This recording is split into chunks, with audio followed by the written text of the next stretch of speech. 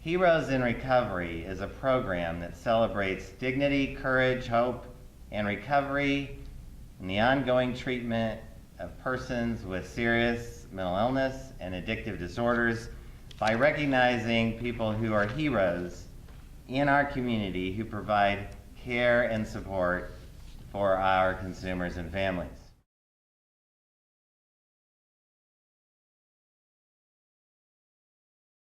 Anna Marie increased public awareness on the issue of suicide in a series with Chris Burd, our own board member. As you may recall, Chris lost her husband to suicide and has chosen to tell her story, and it's an amazing story. And the way she tells it, if you haven't heard it, is just amazing, the strength that she shows us when she does that. It happened 3 months ago, and now the Burd family is sorting through what comes next. The decision behind putting son Nick in the commercials, Nick's first game without his father on the sidelines, and why Chris Burd is not taking a paycheck. We are playing the Mastodons. Nick Burd plays center on his Lawrence Township Basketball League team. I've been playing basketball for 11 years. This season, every team has the initials RB on their jersey, all in honor of Nick's dad, Rich, who was ever present. This is my first game without him watching me play or coaching me. It's just different. There unfortunately are a lot of firsts for the Burd family now, after Rich committed suicide in November. Did you know what was coming? No, I had no idea. I mean, we shot a commercial the day before. Now Chris works every day, less than 10 feet from where her husband of 23 years was found. Rich's office, his coat's still on the back of his chair. Haven't moved that. She's keenly aware her success or failure will multiply. 57 families rely on this place, so, and us included. For more than a decade, Indianapolis saw the couple working together. Haven't you heard? Heard's the word. But now, I bleed blue. Ford blue. it's all on Chris. I had to get on the air quickly because I needed to let the community know that I'm here to stay. A week later, I wrote a commercial and I said, I can do the commercial by myself to the kids. I said, I can do the commercial by myself, but if you guys want to be in the commercial, I would love it. None of my siblings wanted to do it, and I was like, I'll do it. When we get out there the first time, the first take, I'm looking next to me, and he's the same age as Rich was when I first started dating him, and he looks just like him. What do you think of Nick doing the commercial? I like it. It's cute.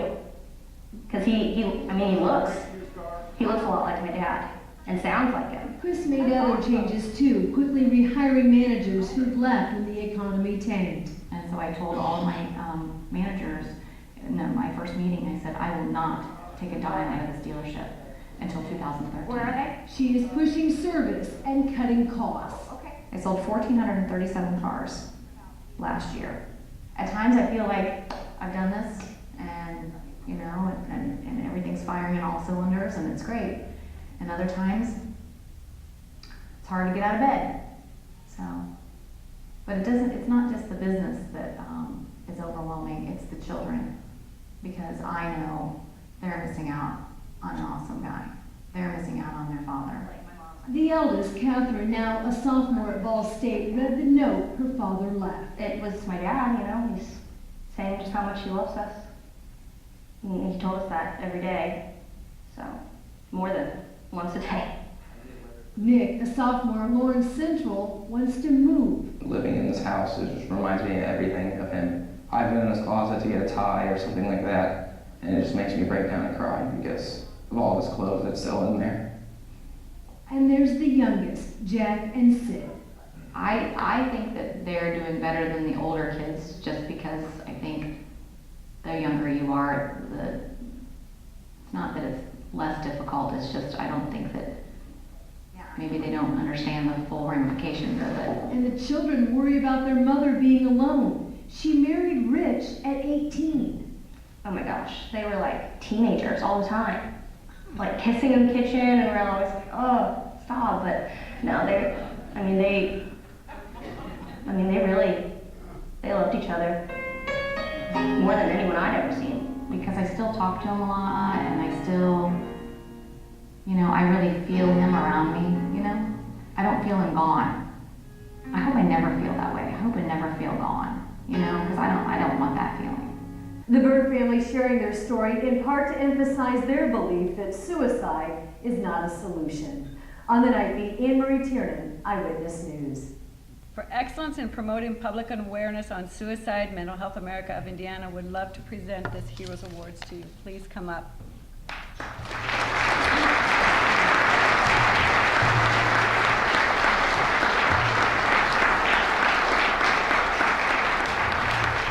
Thank you, Carla, and thank you for this award. I often say that I really don't take a lot of pleasure in receiving awards because a lot of times it's somebody's pain that's put out there on display. And it's sometimes through a lot of tears that we put some of these pieces together that really do strike a chord with people in our audience. My true belief is that you have a message and that my station has an audience, and I'm happy to be a conduit for that. I did a story on Monday with Kimball and a young boy, Josh Meadows, 22 years old, who was unsuccessful in his suicide attempt, went to the stress center, and now wants to speak out to people that are in his age group, in his culture, in his demographic. He's an African American, strong believer in the Christian faith, and shared how really in his interpretation of faith and religion that he should be relying on God, and that it was taboo to reach out and ask for help because that would mean maybe that he had a chink in the armor about his faith. And he talked about how God put professionals here for a reason, and they've helped him, and he really wanted to get that message out. Kimball in the story talked about how in 2010, going into 2011, that there still is such a stigma for people reaching out. So kudos to Chris for not just reaching out privately, which is so hard, but to talk to us publicly so quickly after a dramatic change in her family. This story made some people really mad, really mad. They felt like Rich took the easy way out, and that we glamorized his beautiful wife, and we're glamorizing suicide.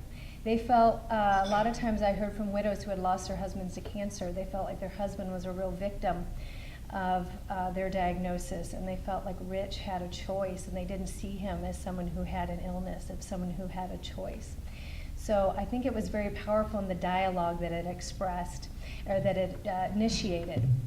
And I got a lot of other spectrum people saying, finally, thank you for doing this. How brave of Chris, my heart goes out to her, all over the spectrum. But I was really surprised by the anger.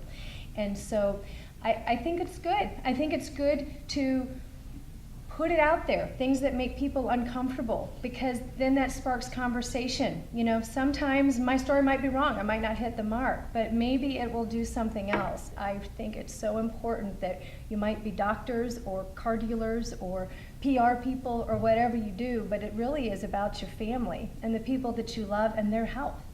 And if I can help you make better health decisions, better educated decisions about what might ever affect what is so important to you, I really believe that's my calling. So thank you for this award, and thank you, Chris.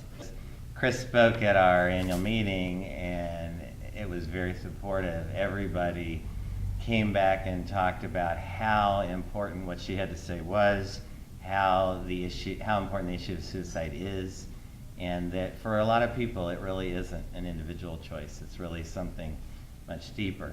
And for that reason, and all of the calls that we got, I just wanted to announce that we are going to be dedicating our mental health symposium in June on the issue of suicide.